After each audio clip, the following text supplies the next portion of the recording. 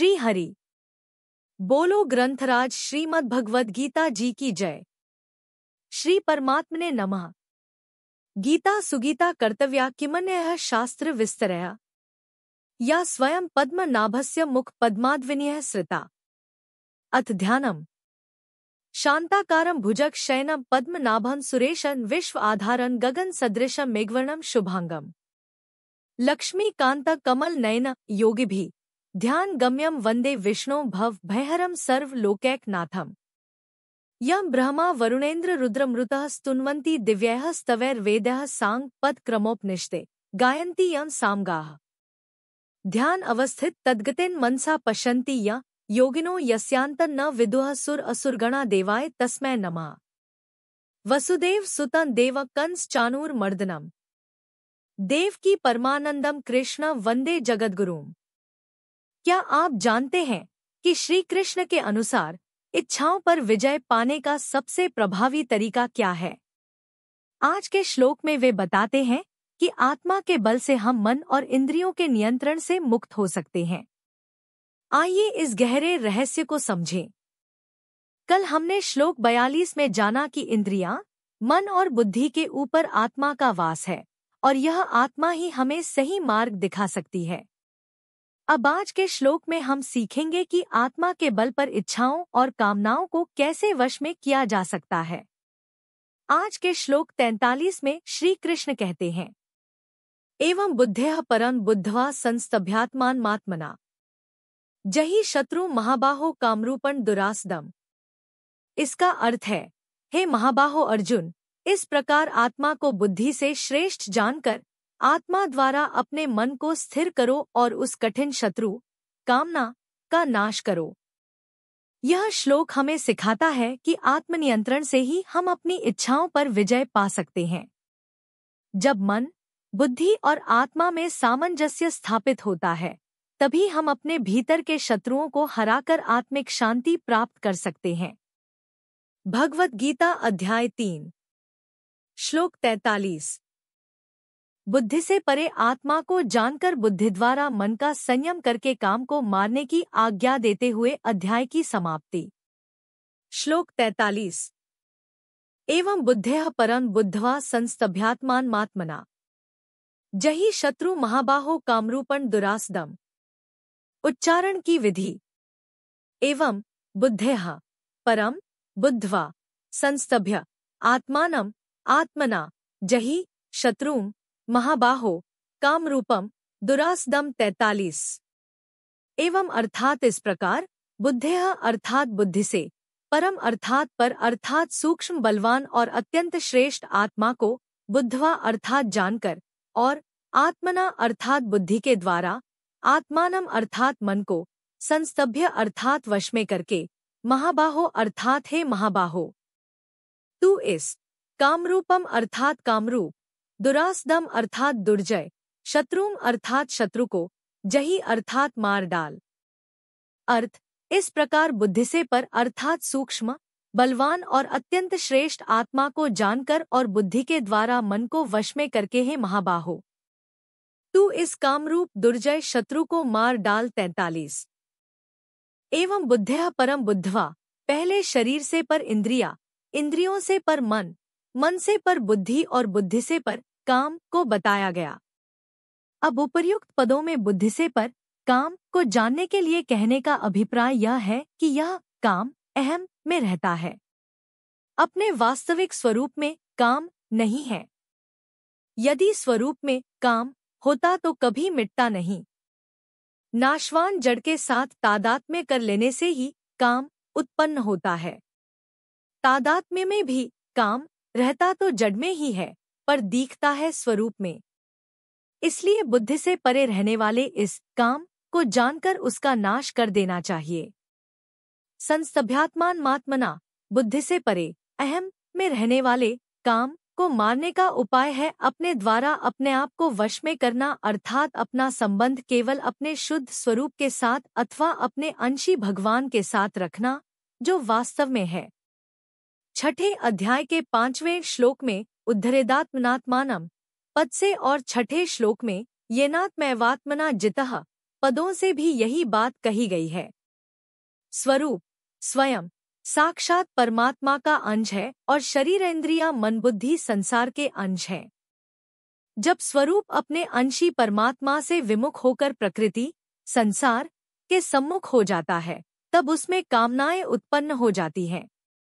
कामनाएं अभाव से उत्पन्न होती हैं और अभाव संसार के संबंध से होता है, क्योंकि संसार अभाव रूप ही है। नास्तो विद्यते भावः गीता 2:16।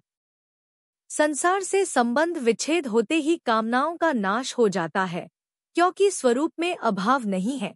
नाभावो विद्यते सतः गीता 2:16। परमात्मा से विमुख होकर संसार से अपना संबंध मानने पर भी जीव की वास्तविक इच्छा, आवश्यकता या भूख अपने अंशी परमात्मा को प्राप्त करने की ही होती है। मैं सदा जीता रहूं, मैं सब कुछ जान जाऊं, मैं सदा के लिए सुखी हो जाऊं, इस रूप में वह वास्तव में सच्चित आनंद स्वरूप परमात्मा की ही इच्छा करता है। पर संसार से संबंध मानने के कारण वह भूल से इन इच्छाओं को संसार से ही पूरी करना चाहता है। यही काम है। इस काम की पूर्ति तो कभी हो ही नहीं सकती, इसलिए इस काम का नाश तो करना ही पड़ेगा। जिसने संसार से अपना संबंध जोड़ा है, वही उसे तोड़ भी सकता है। इसलिए भगवान ने अपने द्वारा ही संसार से अपना संबंध विच्छेद करके काम को मारने की आज्ञा दी है। अपने द्वारा ही अपने आप को वश में करने में कोई अभ्यास नहीं है, क्योंकि अभ्यास संसार, शरीर, इंद्रिया, मन और बुद्धि की सहायता से ही होता है। इसलिए अभ्यास में संसार के संबंध की सहायता लेनी पड़ती है। वास्तव में अपने स्वरूप में स्थिति अथवा परमात्मा की प्राप्ति संसार की सहायता से नहीं होती, प्रत्युत संसार के त्याग, संबंध विच्छेद से अपने आप से होती है। मार्मिक बात, जब चेतन अपना संबंध जड़ के साथ मान लेता है, तब उसमें संसार, भोग की भी इच्छा होती है और परमात्मा की भी। जड़ से संबंध मानने पर जीव से यही भूल होती है कि वह सच्चित आनंद स्वरूप परमात्मा की इच्छा अभिलाषा को संसार से ही पूरी करने के लिए सांसारिक पदार्थों की इच्छा करने लगता है। परिणाम स्वरूप उसकी ये दोनों ही इच्छाएं स्वरूप बोध के बिना कभी मिटती नहीं। संसार को जानने के लिए संसार से अलग होना और परमात्मा को जानने के लिए परमात्मा से अभिन्न होना आवश्यक है, क्योंकि वास्तव में स्वयं की संसार से भिन्नता और परमात्मा से अभिन्नता है। परंतु संसार की इच्छा करने से स्वयं संसार से अपनी अभिन्नता या समीपता मान लेता है, जो कभी संभव नहीं। और परमात्मा की इच्छा करने से स्वयं परमात्मा से अपनी भिन्नता या दूरी, विमुखता मान लेता है, पर इसकी संभावना ही नहीं। हाँ, सांसारिक इच्छाओं को मिटाने के लिए पारमार्थिक इच्छा करना बहुत उपयोगी है। यदि पारमार्थिक इच्छा तीव्र हो जाए तो लौकिक इच्छाएं स्वतः मिट जाती हैं। लौकिक इच्छाएं सर्वथा मिटने पर पारमार्थिक इच्छा पूरी हो जाती है, अर्थात नित्य प्राप्त परमात्मा का अनुभव हो जाता है। एक यदा सर्वे प्रमुच्यन्ते कामा येस्य हृदि श्रिताः अथ मर्यो मृतो भवत्यत्र ब्रह्मा समश्नुते। कट 02-3 14 बृहदा 04-4-7।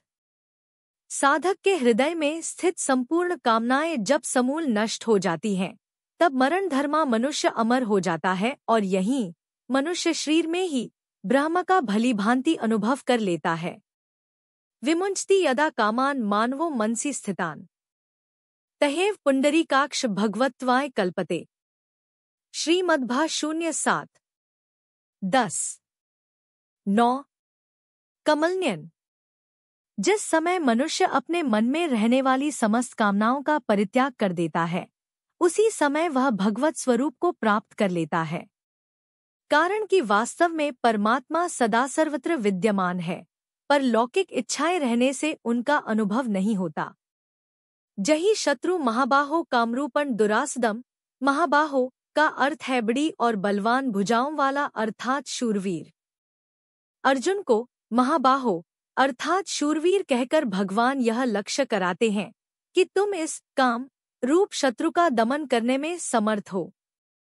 संसार से संबंध रखते हुए काम का नाश करना बहुत कठिन है। यह काम बड़ों के भी विवेक को ढककर उन्हें कर्तव्य से च्युत कर देता है, जिससे उनका पतन हो जाता है। इसलिए भगवान ने इसे दुर्जय शत्रु कहा है। काम को दुर्जय शत्रु कहने का तात्पर्य इससे अधिक सावधान रहने में है, इसे दुर्जय समझकर निराश होने में नहीं। प्रत्येक कामना की उत्पत्ति, पूर्ति, अपूर्ति और निवृत्ति होती है, इसलिए मात्र कामनाएं उत्पन्न और नष्ट होने वाली है, परंतु स्वयं निरंतर रहता है और कामनाओं के उत्पन्न तथा नष्ट होने को जानता है। अतः कामनाओं से वह सुगमतापूर्वक संबंध विच्छेद कर सकता है, क्योंकि वास्तव में संबंध है ही नहीं। इसलिए साधक को कामनाओं से कभी घबराना नहीं चाहिए। यदि साधक का अपने कल्याण का पक्का उद्देश्य है तो वह काम को सुगमतापूर्वक मार सकता है। दो उद्देश्य या लक्ष्य सदैव अविनाशी चेतन तत्व परमात्मा का ही होता है, नाशवान संसार का नहीं। नाशवान की कामनाएं ही होती हैं, उद्देश्य नहीं होता। उद्देश्य वह होता है जिसे मनुष्य निरंतर चाहता है। चाहे शरीर के टुकड़े टुकड़े ही क्यों न कर दिए जाएं, तो भी वह उद्देश्य को ही चाहता है। उद्देश्य की सिद्धि अवश्य होती है, पर कामनाओं की सिद्धि नहीं होती, प्रत्युत नाश होता है। उद्देश्य सदा एक ही रहता है, पर कामनाएं बदलती रहती हैं। कामनाओं के त्याग में अथवा परमात्मा के प्राप्ति में सब स्वतंत्र, अधिकारी, योग्य और समर्थ हैं, परंतु कामनाओं की पूर्ति में कोई भी स्वतंत्र, अधिकारी, योग्य और समर्थ नहीं है, कारण कि कामना पूरी होने वाली है ही नहीं। परमात्मा ने मानव शरीर अपनी प्राप्ति के लिए ही दिया है, अतः कामना का त्याग करना कठिन नहीं है। सांसारिक भोग पदार्थों को महत्व देने के कारण ही कामना का त्याग कठिन मालूम देता है। सुख, अनुकूलता की कामना को मिटाने के लिए ही भगवान समय समय पर दुहक, प्रतिकूलता भेजते हैं कि सुख की कामना मत करो, कामना करोगे तो दुहक पाना ही पड़ेगा। सांसारिक पदार्थों की कामना वाला मनुष्य दुहक से कभी बच ही नहीं सकता, यह नियम है, क्योंकि संयोग जन्य भोग ही दुहक के हेतु हैं। गीता 5वें अध्याय का 22वां श्लोक। स्वयं स्वरूप में अनंत बल है, उसकी सत्ता और बल को पाकर ही बुद्धि, मन और इंद्रियां सत्तावान एवं बलवान होते हैं, परंतु जड़ से संबंध जोड़ने के कारण वह अपने बल को भूल रहा है और अपने को बुद्धि, मन और इंद्रियों के अधीन मान रहा है। अतएव काम रूप शत्रु को मारने के लिए अपने आप को जानना और अपने बल को पहचानना बड़ा आवश्यक है। काम जड़ के संबंध से और जड़ में ही होता है, तादात्म्य होने से वह स्वयं में प्रतीत होता है। जड़ का संबंध न रहे तो काम है ही नहीं। इसलिए यहाँ काम को मारने का तात्पर्य वस्तुतः काम का सर्वथा अभाव बताने में ही है। इसके विपरीत यदि काम अर्थात कामना की सत्ता को मानकर उसे मिटाने की चेष्टा करें तो कामना का मिटना कठिन है, कारण कि वास्तव में कामना की स्वतंत्र सत्ता है ही नहीं। कामना उत्पन्न होती है और उत्पन्न होने वाली वस्तु नष्ट होगी ही, यह नियम है। नई कामना न करें तो पहले की कामनाएं अपने आप नष्ट हो जाएंगी। इसलिए कामना को मिटाने का तात्पर्य है नई कामना न करना। शरीरादि सांसारिक पदार्थों को मैं, मेरा और मेरे लिए मानने से ही अपने आप में कमी का अनुभव होता है, पर मनुष्य भूल से उस कमी की पूर्ति भी सांसारिक पदार्थों से ही करना चाहता है, इसलिए वह उन पदार्थों की कामना करता है। परंतु वास्तव में आज तक सांसारिक पदार्थों से किसी की भी कमी की पूर्ति हुई नहीं, होगी नहीं और हो सकती भी नहीं, कारण कि स्वयं अविनाशी है और पदार्थ नाशवान है। स्वयं अविनाशी होकर भी नाशवान की कामना करने से लाभ तो कोई होता नहीं और हानि कोई सी भी बाकी रहती नहीं। इसलिए भगवान कामना को शत्रु बताते हुए उसे मार डालने की आज्ञा देते हैं। कर्मयोग के द्वारा इस कामना का नाश सुगमता से हो जाता है। कारण कि कर्मयोग का साधक संसार की छोटी से छोटी अथवा बड़ी से बड़ी प्रत्येक क्रिया परमात्म प्राप्ति का उद्देश्य रखकर दूसरों के लिए ही करता है, कामना की पूर्ति के लिए नहीं। वह प्रत्येक क्रिया निष्काम भाव से एवं दूसरों के हित और सुख के लिए ही करता है, अपने लिए कभी कुछ नहीं करता। उसके पास जो समय, समझ, सामग्री और सामर्थ्य है वह सब अपनी नहीं है, प्रत्युत मिली हुई है और बिछुड़ जाएगी। इसलिए वह उसे अपनी कभी न मानकर निस्वार्थ भाव से संसार की ही मानकर संसार की ही सेवा में लगा देता है। उसे पूरी की पूरी संसार की सेवा में लगा देता है, अपने पास बचाकर नहीं रखता। अपना न मानने से ही वह पूरी की पूरी सेवा में लगती है, अन्यथा नहीं।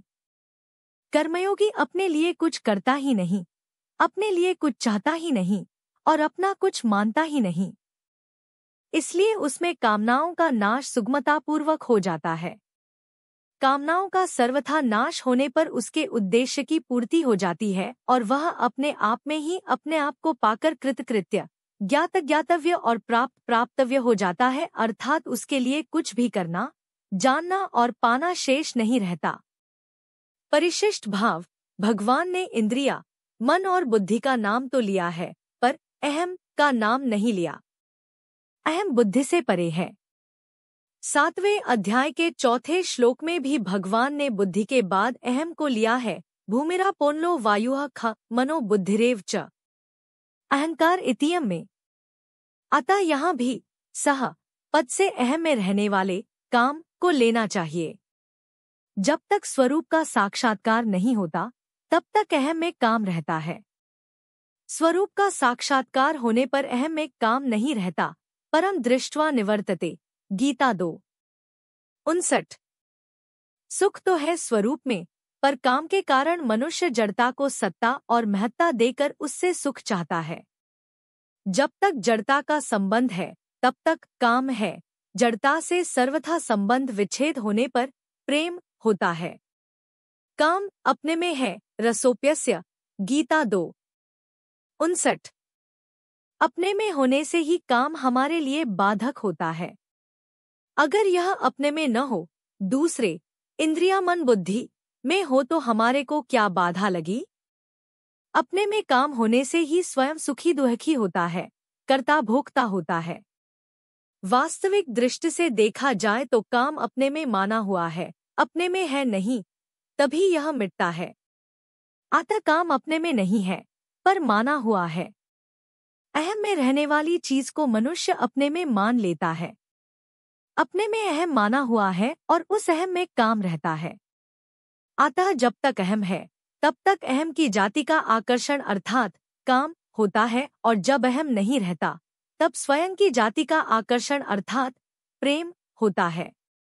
काम में संसार की तरफ और प्रेम में परमात्मा की तरफ आकर्षण होता है। संपूर्ण त्रिलोकी अनंत ब्रह्मांड विषय है। विषय इंद्रियों के एक देश में है, इंद्रियां मन के एक देश में है, मन बुद्धि के एक देश में है, बुद्धि अहम के एक देश में है और अहम चेतन स्वरूप के एक देश में है। अतः चेतन अत्यंत महान है, जिसके अंतर्गत संपूर्ण त्रिलोकी अनंत ब्रह्मांड विद्यमान है। परंतु अपरा प्रकृति के एक अंश अहम के साथ अपना संबंध जोड़ने के कारण मनुष्य अपने को अत्यंत छोटा, एक देशीय देखता है। तत्सदिति श्रीमद्भगवद्गीतासूपनिषत्सु ब्रह्म विद्यायां योगशास्त्रे श्रीकृष्णार्जुन संवादे कर्मयोगो नाम तृतीयोऽध्यायः 3। इस प्रकार तत् सत इन भगवन नामों के उच्चारण पूर्वक ब्रह्म विद्या और योगशास्त्र में श्रीमद्भगवद्गीतोपनिषद रूप श्री कृष्णार्जुन संवाद में कर्मयोग नामक तीसरा अध्याय पूर्ण हुआ। 3। इस तीसरे अध्याय का नाम कर्मयोग है, क्योंकि कर्मयोग का जितना विशद वर्णन तीसरे अध्याय में है उतना गीता के अन्य अध्यायों में नहीं है। तीसरे अध्याय के पद, अक्षर और उवाच। 1। इस अध्याय में अथ तृतीयोऽध्यायः के 3 अर्जुन उवाच आदि पदों के 8 श्लोकों के 542 और पुष्पिका के 13 पद हैं। इस प्रकार संपूर्ण पदों का योग 566 है। 2. इस अध्याय में अथ तृतीयोध्यायः के साथ अर्जुन उवाच आदि पदों के 26 श्लोकों के 1376 और पुष्पिका के 45 अक्षर हैं। इस प्रकार संपूर्ण अक्षरों का योग 1454 है। इस अध्याय के सभी श्लोक 32 अक्षरों के हैं। 3. इस अध्याय में 4 उवाच है, 2 अर्जुन उवाच और 2 श्री भगवान उवाच।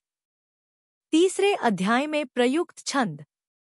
इस अध्याय के 43 श्लोकों में से पहले और 37वें श्लोक के प्रथम चरण में तथा 11वें श्लोक के तृतीय चरण में रगण प्रयुक्त होने से रविपुला, 5वें श्लोक के प्रथम चरण में नगण प्रयुक्त होने से नविपुला, 19वें, 26वें और 35वें श्लोक के प्रथम चरण में तथा 8वें और 21वें श्लोक के तृतीय चरण में भगण प्रयुक्त होने से भविपुला और 7वें श्लोक के प्रथम चरण में नगण और तृतीय चरण में रगण प्रयुक्त होने से संकीर्ण विपुला संज्ञा वाले छंद है। शेष 33 श्लोक ठीक पथ्यावक्त्र अनुष्टुप छंद के लक्षणों से युक्त हैं। कल से हम अध्याय 4 की शुरुआत करेंगे, जिसमें श्री कृष्ण हमें बताएंगे कि उन्होंने यह दिव्य ज्ञान पहले किन्हें प्रदान किया था और यह ज्ञान पीढ़ियों से कैसे आगे बढ़ा। इस नई यात्रा के लिए तैयार रहें। दोस्तों, अगर आपको आज का वीडियो पसंद आया हो और आपने कुछ नया सीखा हो, तो वीडियो को लाइक और शेयर करना न भूलें। चैनल को सब्सक्राइब करें ताकि आपसे कोई भी महत्वपूर्ण जानकारी मिस न हो। आप अपने सवाल या विचार भी कमेंट बॉक्स में शेयर कर सकते हैं। अब ध्यान दें, आज के वीडियो से आपने क्या सीखा उसे कमेंट में जरूर लिखें। अगर आपके कमेंट पर 9 लाइक्स मिलते हैं और आप इसे अपने दोस्तों और परिवार के साथ शेयर करते हैं, तो आपको और उन्हें 2 महीने का YouTube प्रीमियम सब्सक्रिप्शन जीतने का मौका मिल सकता है, बिल्कुल मुफ्त। अपनी एंट्री सबमिट करने के लिए नीचे दिए गए QR कोड या लिंक पर जाकर डिटेल शेयर करें। ऑफर की वैधता 31 दिसंबर 2024 तक, इसलिए अभी एंट्री करें और इस बेहतरीन मौके का लाभ उठाएं। https://forms.gle/cwmada7hk6zdndy6। कल मिलते हैं नए श्लोक की व्याख्या के साथ। तब तक कीप लर्निंग, कीप ग्रोइंग। बोलो ग्रंथराज श्रीमद् भगवद गीता जी की जय। जय श्री कृष्ण।